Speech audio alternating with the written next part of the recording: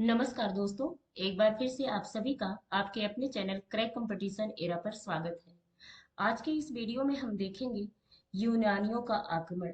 भारत पर जो यूनानी शासकों ने आक्रमण किया है उससे संबंधित जो क्वेश्चन पूछे गए हैं वह सारे क्वेश्चन को एकत्रित किया गया है। हालांकि बहुत ज़्यादा क्वेश्चन तो नहीं पूछे गए हैं, कदाचित एकाध क्वेश्चन पूछ ही लिए गए हैं, तो उनसे संबंधित जो भी क्वेश्चन पूछे गए हैं या फिर हमारे जो आने वाली परीक्षाएं हैं उनमें पूछे जाने की संभावना है, ऐसे सारे क्वेश्चंस को हम इसमें एकत्रित किए हैं। तो आइए शुरू करते हैं आज का यह वीडियो, जो कि संबंधित है यूनानियों के आक्रमण से।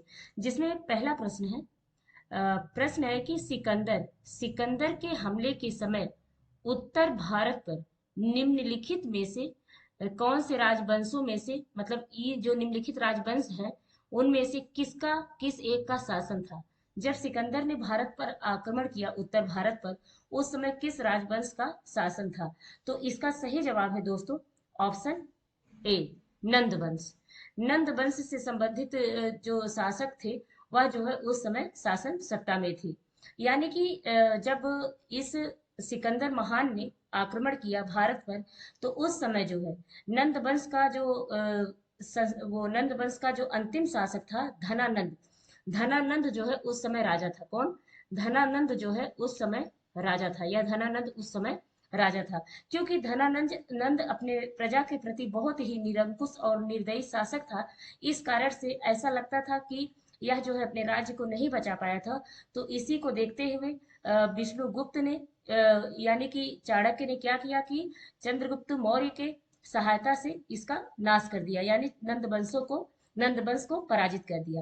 तो यह इससे संबंधित प्रश्न है। प्रश्न का जवाब है कि सिकंदर के हमले के समय जो उत्तर भारत में जो शासक राज्य कर रहा था वह नंद वंश था। यह इससे संबंधित जवाब है। क्या होता है दोस्तों, जो छठी शताब्दी ईसा पूर्व है, छठी शताब्दी जो ईसा पूर्व है, उस समय क्या होता है, जो ईरान है, ईरान ईरान जो है, ईरान में क्या होता है कि साइरस द्वितीय नाम का एक राजा होता है। साइरस द्वितीय नाम का एक राजा होता है ईरान में, जिसने क्या किया, जिसने जो है हखामनी किस हखामनी हखामनी साम्राज्य, क्या किया, हखामनी साम्राज्य की स्थापना की।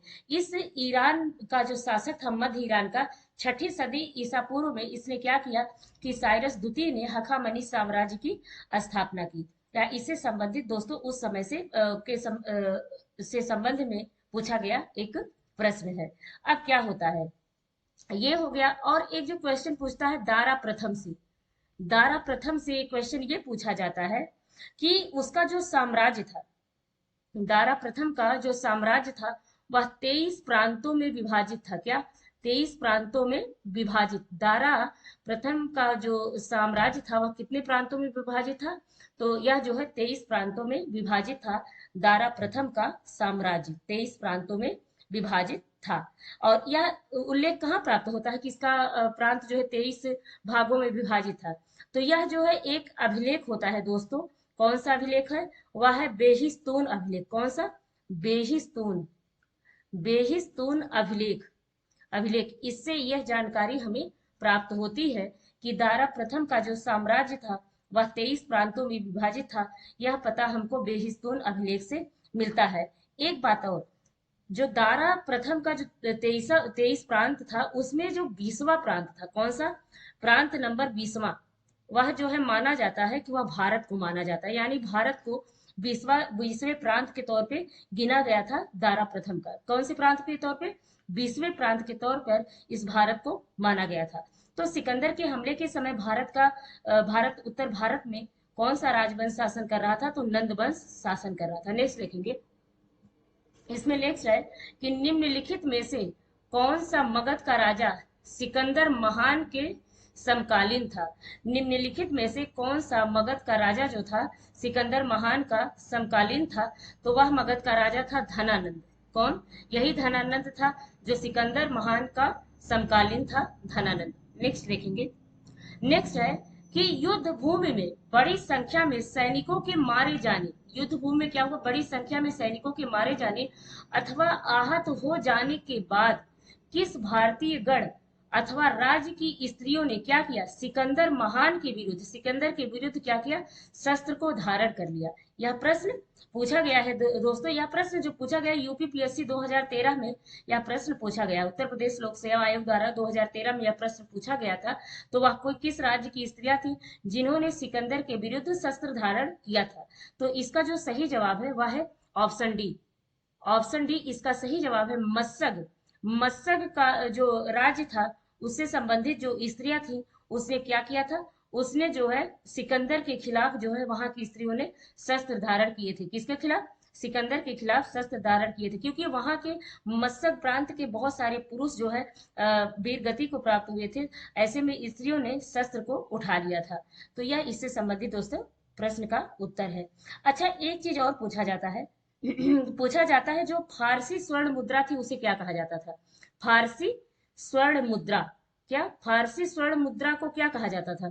तो जो फारसी स्वर्ण मुद्रा थी दोस्तों उसे डेरिक, क्या बोला जाता था, उसे डेरिक बोला जाता था। और रजत मुद्रा को क्या बोला जाता था, रजत को, तो जो रजत की मुद्रा होती थी उसे सिग्लोई बोला जाता था। क्या, सिग्लोई। रजत मुद्रा को क्या बोला जाता था, सिग्लोई बोला जाता था इस रजत मुद्रा को। और स्वर्ण मुद्रा को, फारसी स्वर्ण मुद्रा को डेरिक और फारसी रजत मुद्रा को सिग्लोई बोला जाता था। या इससे संबंधित प्रश्न का उत्तर है। आइए देख लेते हैं अगला क्वेश्चन। अगला प्रश्न है कि उस वीर भारतीय राजा का नाम बताइए जिसे सिकंदर ने झेलम नदी के तट पर हराया था। उस वीर भारतीय राजा का नाम बताइए जिसे सिकंदर ने झेलम नदी के तट पर हराया था। तो इसका सही जवाब है ऑप्शन डी, पुरु। पुरु यानी पोरस को, पोरस को क्या किया था सिकंदर ने, झेलम के तट पर इसको पराजित किया था। किसके तट पर, झेलम के तट पर इसे जो है पराजित किया था पुरुष को, पुरु को। अब पुरु क्या था, पुरु का जो राज्य था, राज्य कहाँ था, पुरु का जो राज्य था दोस्तों वह झेलम और चिनाब नदी के बीच में था। किस नदी में, किस नदी के बीच, झेलम और चिनाब, चिनाब नदी के बीच में यह पुरु का राज्य यानी पोरस का राज्य था। और सिकंदर ने पोरस को किस नदी के तट पर हराया था, झेलम की नदी के तट पर हराया था, यानी झेलम के तट पर इसको हराया था। अब क्या हुआ, पोरस बहुत वीरता के साथ लड़ा। पोरस ने क्या किया, झेलम नदी के तट पर सिकंदर से बहुत ही वीरता के साथ लड़ाई किया। और इससे जो है सिकंदर बहुत प्रभावित हुआ और उसे अपना मित्र बना लिया। किसे मित्र बना लिया, पोरस को मित्र बना लिया। और उसे जो है क्या किया, अपने राज्य के कुछ नए इलाके को दे दिया, मतलब प्रदान कर दिया कि तुम यहाँ रहो और राज्य करो। इस भाव से उसने जो है पोरस को कुछ राज्य का हिस्सा दे दिया। या इससे संबंधित जो दोस्तों फैक्ट रहे।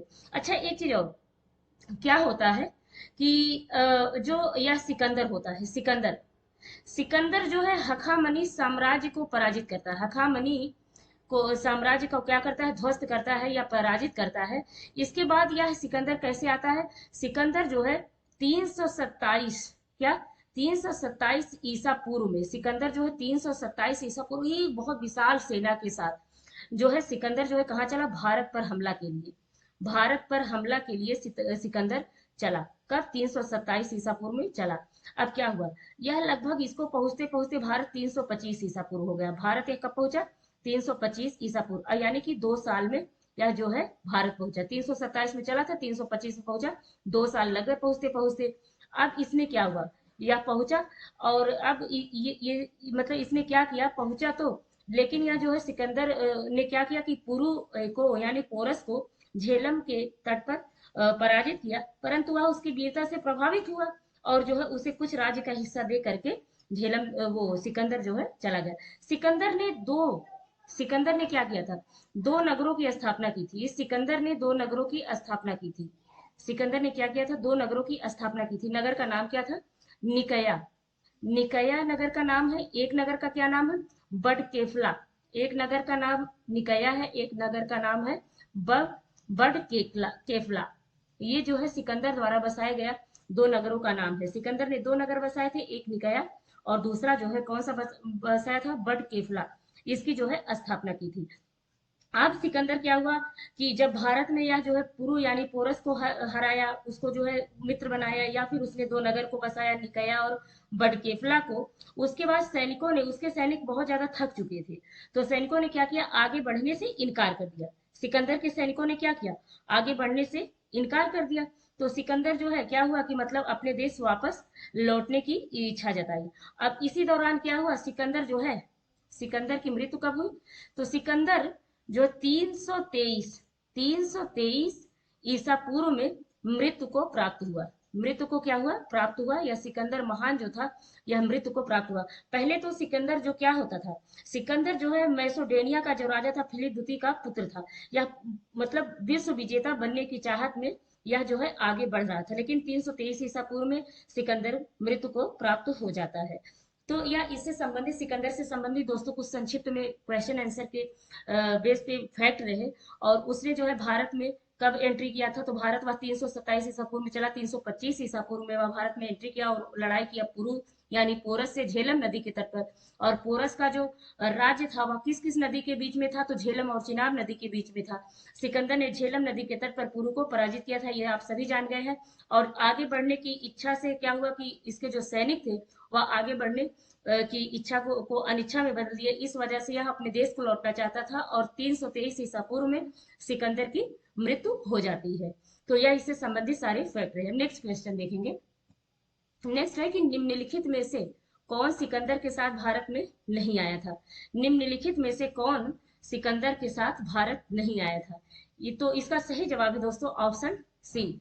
यह डायमेकस जो है सिकंदर के साथ भारत नहीं आया था। कौन, डायमेकस, यानी ये तीनों जो है बाकी निर्याकस आने स्वीकृत, हो सकता है इसमें कुछ गलत लिखा गया है, लेकिन ये डायमेकस जो है दोस्तों, यह जो है सिकंदर के साथ नहीं आया था। यह डायमेकस सिकंदर के साथ नहीं आया था। तो दोस्तों ये रहा आज का वीडियो जो यूनानी आक्रमणकारियों से संबंधित था। अब क्या होता है, प्राचीन काल जो मतलब प्राचीन काल से संबंधित जो इतिहास है वह सारा समाप्त हो गया। अब हम कल से मध्यकालीन भारत का इतिहास पढ़ेंगे। तो मिलते हैं फिर से एक नए वीडियो के साथ, तब तक के लिए नमस्कार और चैनल को लाइक शेयर सब्सक्राइब करना ना भूलें।